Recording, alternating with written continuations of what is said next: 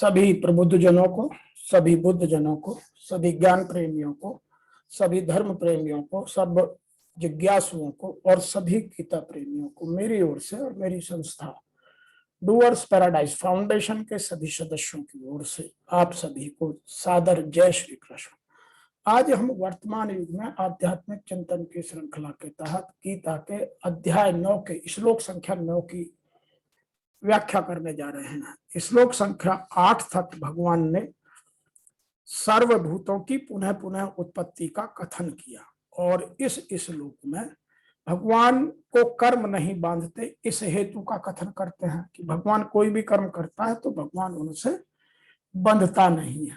ऋषि वेदव्यास जी लिखते हैं, नैचे माम तानि कर्माणि निबंधन्ति धनंजय उदासीनवत आसीनम आशक्तम तेषु कर्मसु। अर्थात वो यहां कहना चाह रहे हैं कि हे धनंजय, उन सृष्टि रचना आदि कर्मों में अनासक्त और उदासीन की तरह रहते हुए वे मुझे कर्म नहीं बांधते। इस श्लोक में भगवान ने दो बातें विशेष रूप से बताने का प्रयास किया है। क्या है? एक है कर्मों में अनासक्ति। मैं उनके साथ कर्मों से मेरी कोई किसके साथ अच्छा होगा, किसके साथ बुरा होगा, किसके हित में है, किसके अहित में है, किसका कितना लाभ होगा, किसको कितनी हानि होगी, भगवान यह सब नहीं देखता। तो एक तो अनासक्त और एक है उदासीन कि मेरे जीवन में उनका कोई फर्क नहीं पड़ता। तो यहाँ कर्माशक्ति, फलाशक्ति और कृतत्वाभिमान के कारण मनुष्य तो कर्मों में बंध जाता है। मनुष्यों में ये तीनों कारण आ जाते हैं, एक कर्म की आसक्ति, फल की आसक्ति और कृतित्व भाव का अभिमान कि ये मैंने किया, मैं बड़ा हूं। तो इन तीनों के कारण मनुष्य तो बन जाता है, परंतु भगवान में न तो कर्माशक्ति है, न फलाशक्ति है और न कृतित्व अभिमान ही है। इसलिए वो सृष्टि रचना आदि कर्मों के बाद भी नहीं बंधते। तो हमें छोड़ना क्या होगा? यदि हम अनासक्त और उदासीन की तरह रहना चाहते हैं तो हमें कर्माशक्ति, फलाशक्ति और कृतित्व अभिमान, इन तीनों को अपने जीवन से छोड़ना होगा। भगवान ने इस श्लोक में यह व्याख्या की है। In English, not do these acts O Dhananjay bind me, remaining like one unconquered, unattached to those acts. Some people are describing differently. Oh Dhananjay, but I am unattached to those acts and am established in indifference. Those acts cannot tie me down. तो यहाँ हमें भगवान ये समझाना चाहते हैं कि हम में तीन चीजों का अभाव सदैव रहना चाहिए। नंबर 1, कर्माशक्ति, फलाशक्ति और कृतित्वाभिमान। यदि हम इन तीनों को अपने जीवन से बाहर निकाल दें तो हमारे जीवन में तब सरलता का कोई महत्व है। तो यह बात हमें विशेष रूप से गीता समझाती है। अब हम इसका यदि आज के हिसाब से, आध्यात्म के हिसाब से बंधन की परिभाषा को करें तो इस तरह से है, जिसको भगवान ने लिखा है उदासीन वा उदासीन सक्तम। तो इसका भाव यह है कि महासर्ग के आदि में प्रकृति के परवश हुए प्राणियों की उनके कर्मों के अनुसार विविध प्रकार से रचना स्वरूप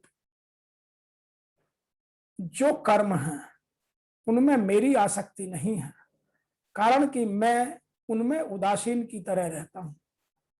अर्थात प्राणियों के उत्पन्न होने पर मैं हर्षित नहीं होता और उनके प्रकृति में लीन होने पर मैं खिन्न नहीं होता। यहां उदासीनवत जो प्रत्यक्ष है उसका अर्थ है तरह, अतः इस पद का अर्थ हुआ उदासीन की तरह। भगवान ने अपने को उदासीन की तरह क्यों कहा? कारण है कि मनुष्य उसी वस्तु में उदासीन होता है जिस वस्तु की वह सत्ता मानता है, परंतु जिस संसार की उत्पत्ति, स्थिति और प्रलय होता है उसकी भगवान के सिवाय कोई स्वतंत्र सत्ता है ही नहीं। इसलिए भगवान उस संसार की रचना कर्म में उदासीन क्यों रहे? वे तो उदासीन की तरह रहते हैं क्योंकि भगवान की दृष्टि में संसार कोई सत्ता है ही नहीं। तात्पर्य है कि वास्तव में यह सब भगवान का ही स्वरूप है, इसकी स्वतंत्र सत्ता है ही नहीं। तो स्वरूप से भगवान का उदासीन रहना संभव है, इसलिए भगवान उदासीन की तरह है। आगे लिखा है न च माम तानी कर्माणि निबद्धन्ति। पूर्व श्लोक में भगवान ने कहा कि मैं प्राणियों को बार बार रचता हूं, उनकी रचना स्वरूप कर्मों की यहाँ तानी कहा गया है। कर्म मेरे को नहीं बांधते क्योंकि मैं उन कर्मों के और उनके फलों के साथ मेरा कोई संबंध नहीं है। ऐसा कहकर भगवान मनुष्य को यह शिक्षा देते हैं कि कर्म बंधन से छूटने की युक्ति यह है। वो युक्ति बताते हैं कि यदि आपको कर्म बंधन से छूटना है तो इन चीजों में आप हो जाइए। क्या? कर्मों में अनासक्त। नंबर 2, फलों में अनासक्त। तो सब कर्म करते हुए भी उनसे आप बंधोगे नहीं। अगर आप लोग कर्मों में और उनके फलों में आसक्ति रखोगे तो तुमको सुख और दुख की अनुभूति होगी, जिस कारण आपको बार बार जन्मना और मरना पड़ेगा। कारण है कि कर्मों का आरंभ और अंत तो होता है तथा फल भी उत्पन्न होकर नष्ट हो जाते हैं, पर कर्म फल की इच्छा के कारण मनुष्य बंधता है। यह कितने आश्चर्य की बात है। और उसका फल तो रहता नहीं, पर बंधन रह जाता है। ऐसे में वस्तु नहीं रहती, पर वस्तु का संबंध या वस्तु से संबंध के कारण बंधन रह जाता है, पर उसका संबंध रहना ही मूर्खता है। और यहां भगवान मूर्खता की बलिहारी चढ़ाना चाहते हैं। तो यहां सरल शब्दों में इस आध्यात्मिक श्लोक को समझना हमारे लिए बहुत इंपॉर्टेंट है। उसका कारण है कि यह श्लोक हमें सदैव हर बंधन से मुक्त करने की प्रेरणा देता है। न च माम तानि कर्माणि निबद्धन्ति धनंजय उदासीनवत आसीनम आसक्तम तेषु कर्मशः। तो इन चीजों को समझने के लिए योगेश्वर श्री कृष्ण ने कहा कि महापुरुष के कार्य प्रणाली अलौकिक है। यह बात भगवान इसी अध्याय के 4 श्लोक में भी बताकर आए हैं। उन्होंने कहा कि मैं अव्यक्त रूप से करता हूं। यहां भी वो यही कहते हैं कि धनंजय, जिन कर्मों में मैं अदृश्य रूप से करता हूं उनमें न तो मेरी कोई आसक्ति है, उदासीन के सदृश रहने वाले मुझ परमात्मा स्वरूप को वो कर्म नहीं बांधते, क्योंकि कर्म में परिणाम में जो लक्ष्य मिलता है मैं उनमें स्थित हूं, इसलिए उन्हें करने के लिए मैं विवश नहीं हूं।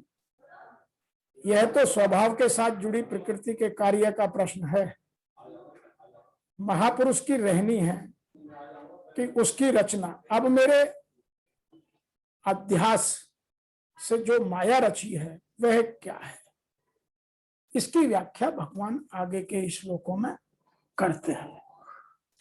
यहां मैं एक बात और भी कहना चाहता हूं कि भगवान ने यह कहा कि सारे कर्म मुझे नहीं बांधते। तो यहां हमें यह प्रसंग नहीं सोच लेना चाहिए कि भगवान के पास कोई काम नहीं है,